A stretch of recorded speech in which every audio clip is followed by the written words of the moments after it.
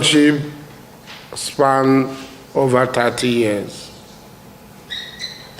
And I came here today to give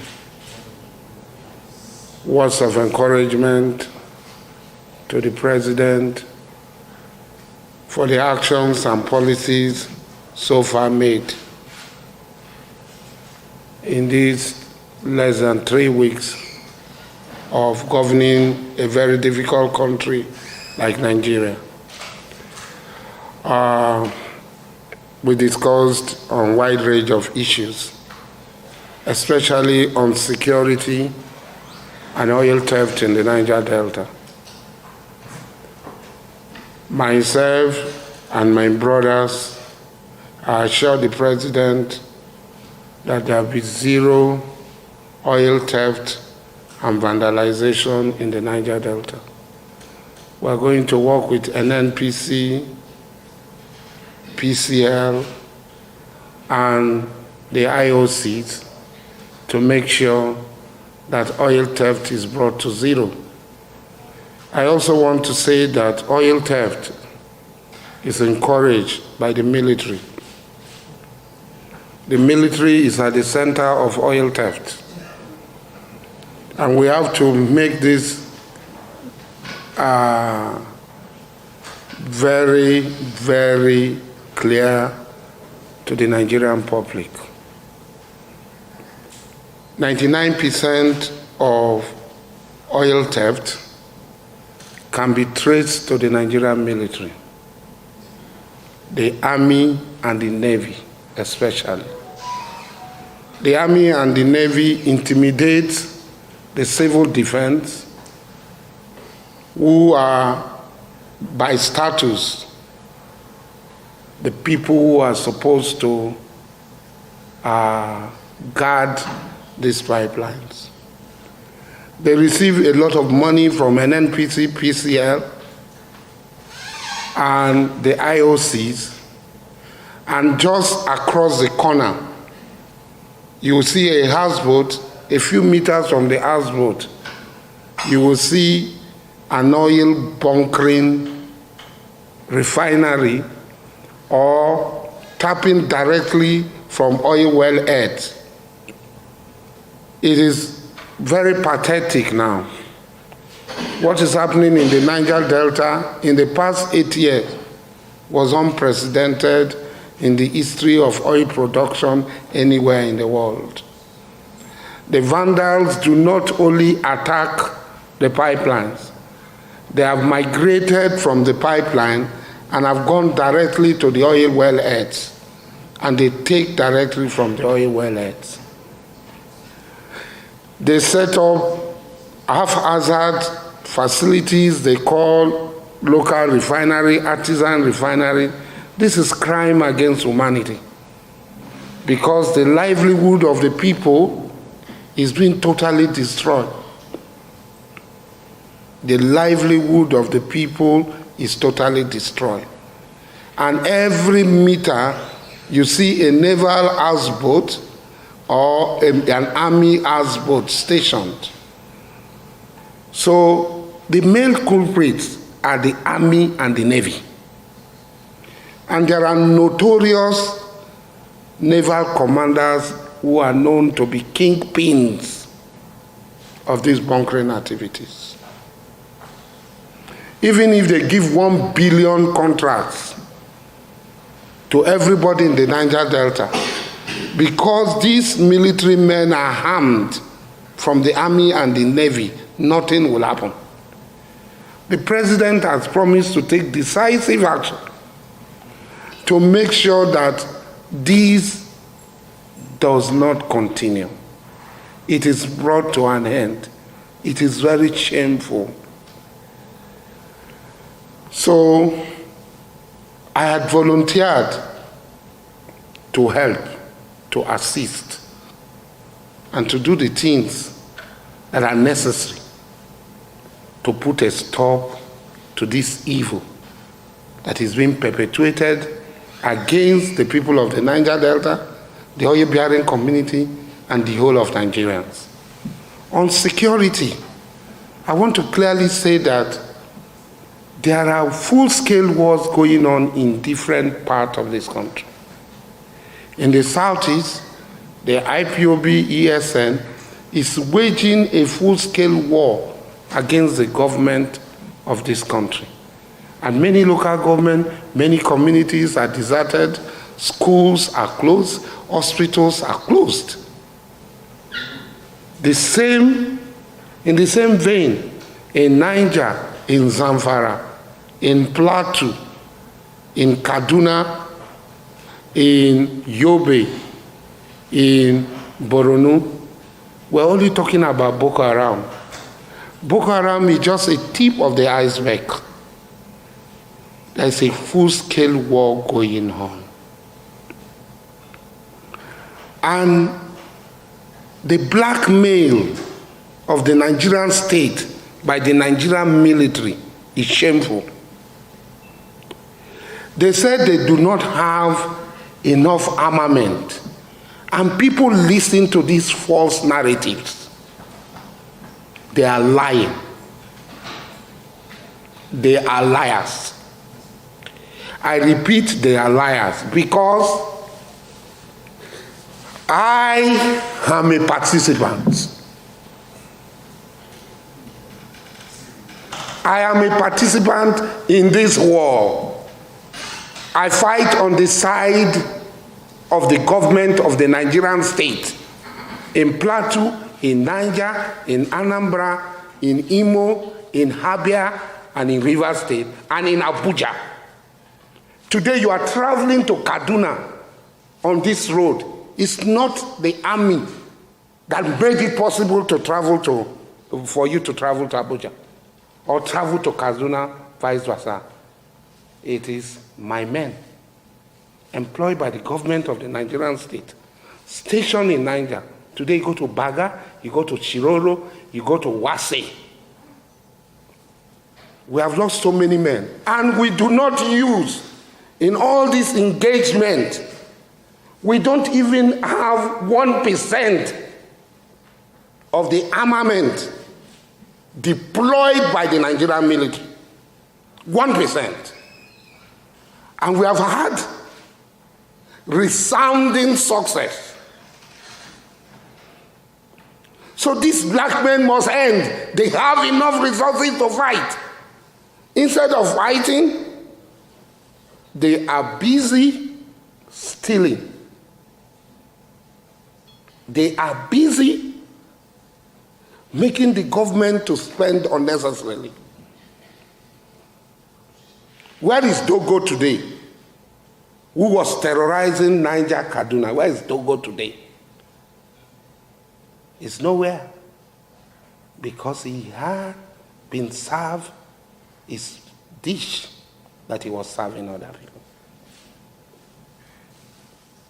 So, let us be able to support the government and don't listen to these false narratives.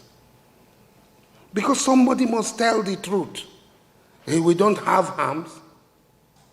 An average person is carrying 2 magazines of AK-47 bullets. The Nigerian army is carrying inside their truck 20, 30 cans. 2 magazines of AK-47 is 25 rounds of ammunition. 700 or 750 make up a can. They call it sardine. And they have 20, 25, 30 in their distance. They will leave on slight attack.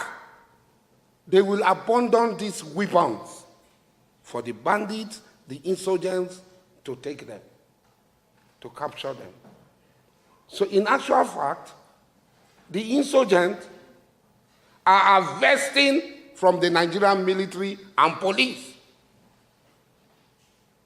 to further their insurgency. And most of these people, are they actually insurgents? They are mere criminals. They are mere criminals. You go to some camps, you find 200 vehicles stolen from people.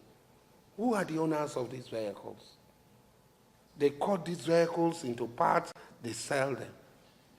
You go to some places, you find that human beings' parts are being brought out, they are put in coolers and sold.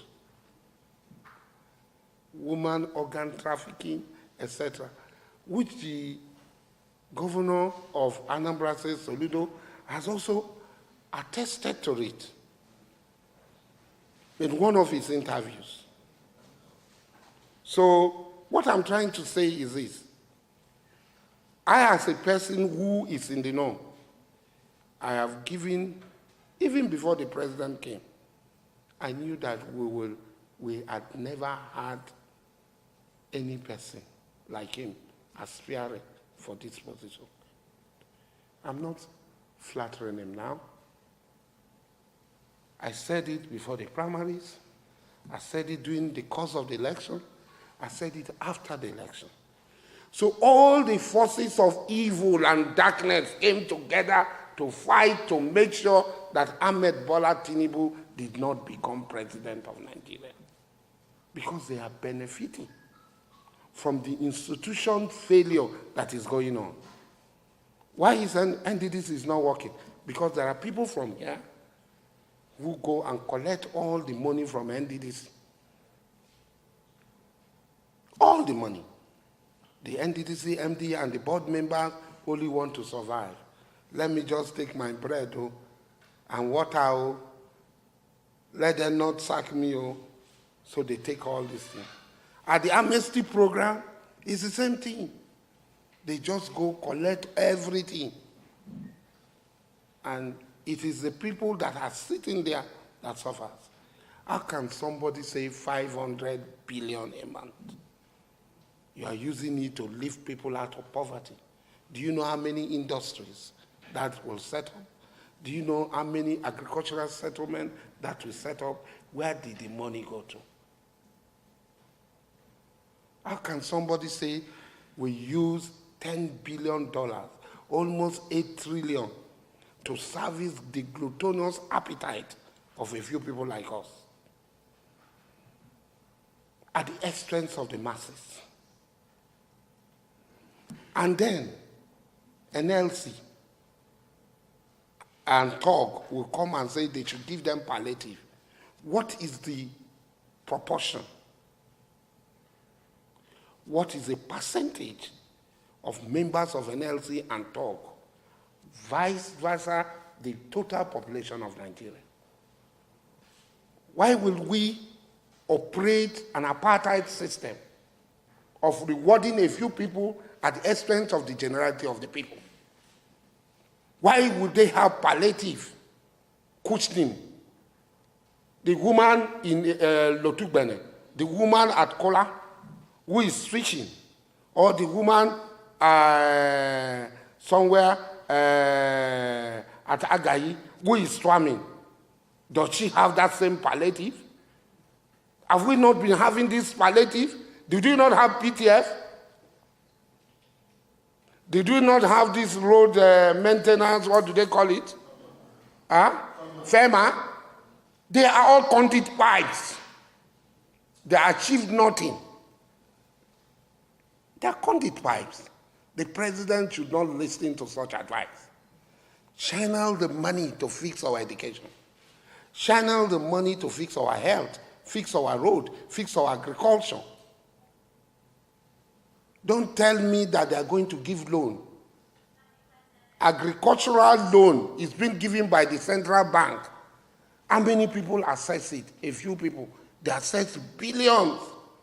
Do they pay back? Aviation loan is there. Somebody is giving 10 million US dollars, 20 million US dollars, 100 million US dollars as loan to cushion the effect of who? How many Nigerians travel by air? Why will we carry the gluttonous appetite of Nigerians, of a few Nigerians who are not even up to 1%, and put it on the generality of the people? The president is a firm person. I know him. Everywhere I went to campaign, I always say, if Ahmed Bola Tinubu fails, hold me responsible. Because I had known him, I can stand in the gap and say, this is Ahmed Bola Tinubu. I can take bullet for him. And I came today just to say hello and to encourage him and to say we are with him. And inshallah ta'ala, he's going to succeed.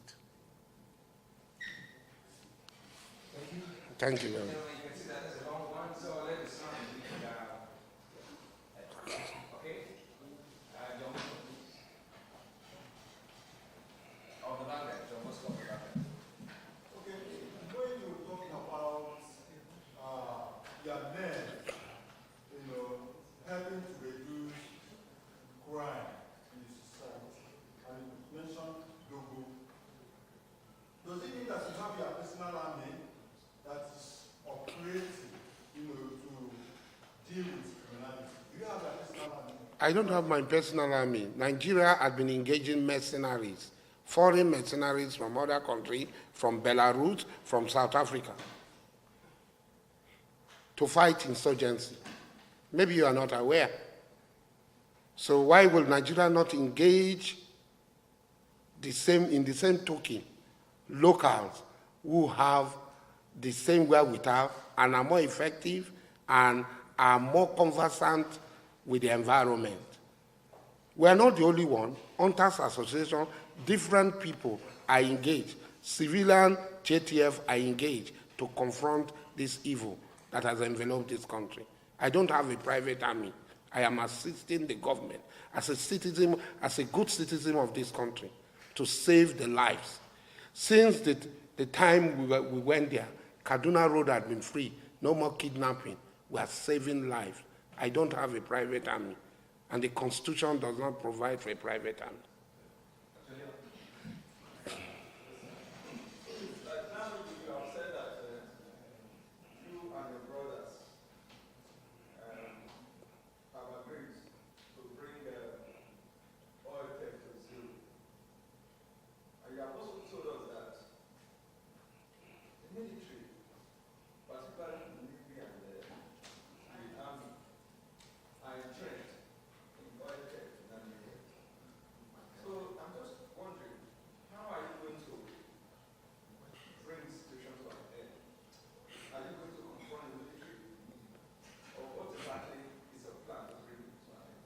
The president is a strong president.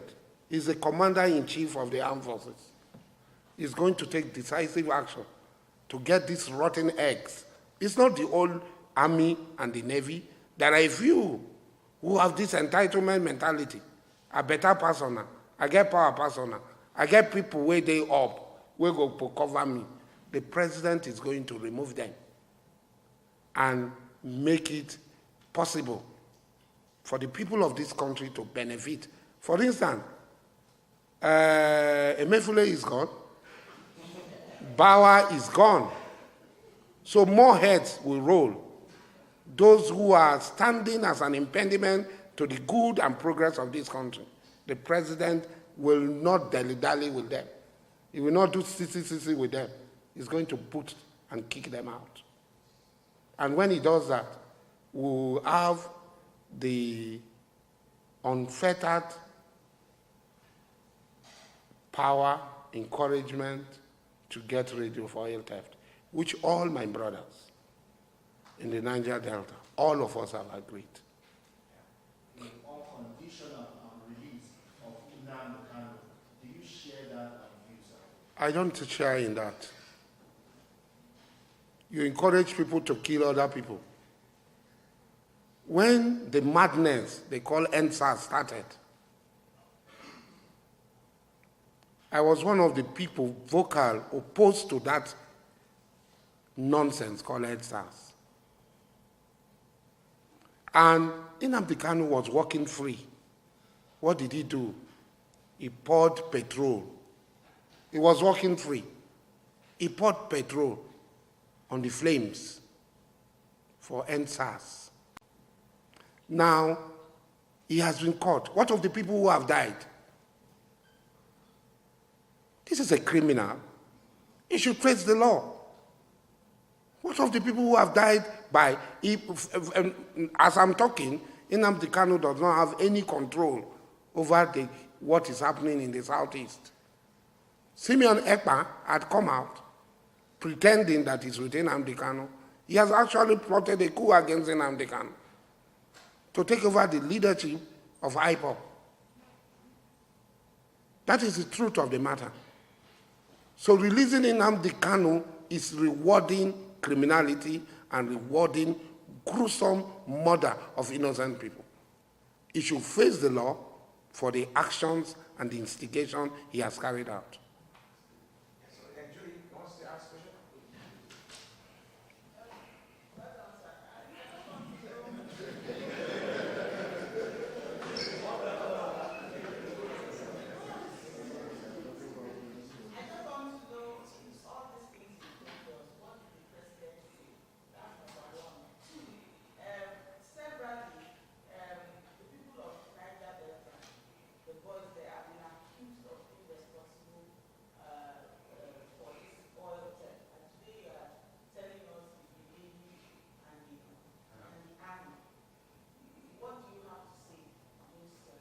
I cannot tell you what I discussed with the president.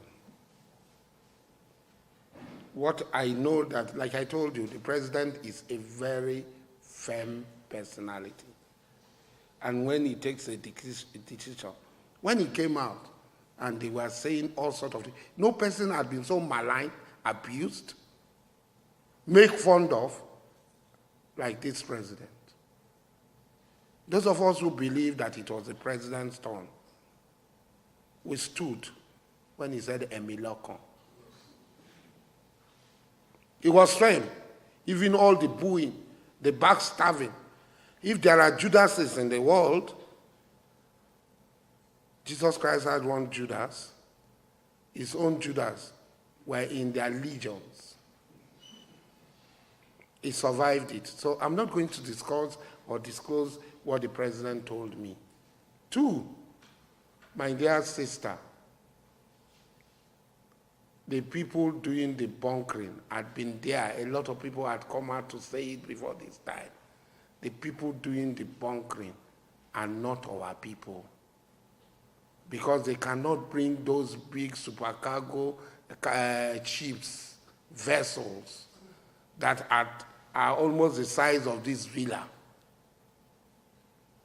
They don't have the resources. There are powerful cabals, most time operating from Abuja, who know. And you saw it on television, where pipes are linked, pipes are linked to export terminals and diverted. How will that be possible, that an ordinary person will go and do that? There are powerful forces in place, far more stronger, who think they are far more stronger. But they've made their match. And their match is President Ahmed Bola Tinubu. He is going to bring all of them. He's going to expose all of them. And many people will be marching to Kuje and Krikri prison.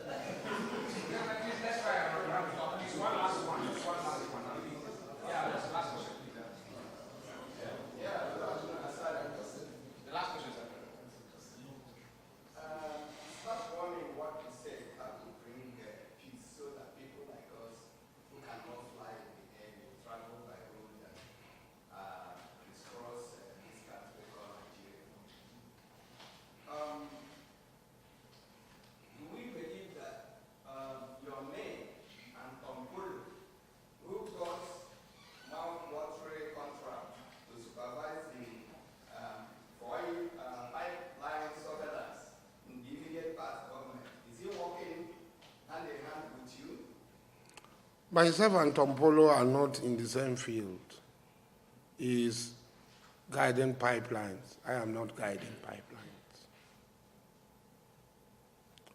And Tompolo or myself, even if I'm giving, will not succeed if the president, the commander-in-chief of the armed forces, is not ready to stamp it, put his feet down, and say this should not continue. Because I will also be, I am speaking now because I know that the president will protect me because I'm saying the truth. Under another president, they might not give you the protection. So they might not give Tompolo the protection. You saw on television where Tompolo himself was accusing the military. I saw it on Channel. I saw it on Arise. Tompolo himself was accusing the military. It is so for us. I know this president, and I know this president is a stickler for the rule of law. He's going to make sure we need all the money.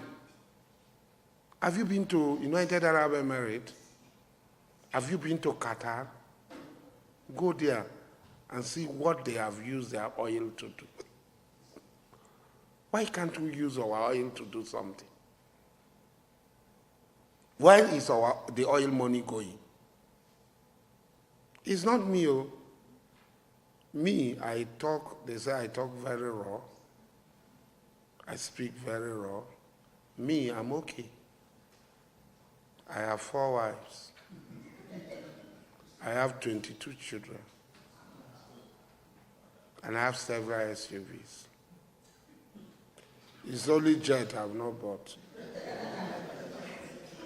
So it's not me. No, I'm being frank with you. But when you know what is going on, the deprivation, when somebody calls you on the phone and say, my brother, I have not eaten since yesterday. The person went to school. The person has skills. But the system will not allow the person to excel. Why must we all become criminals to survive? Why must we all become beggars to survive? Why will opportunities not be given to us to raise our shoulders high and to be good men and women and to be good citizens? This is what it is. This is what Ahmed Bola Tinubu will bring about, and I believe it, and I know that he will succeed. I'm praying for him, and I'm also going to stand physically by him. Thank you very much.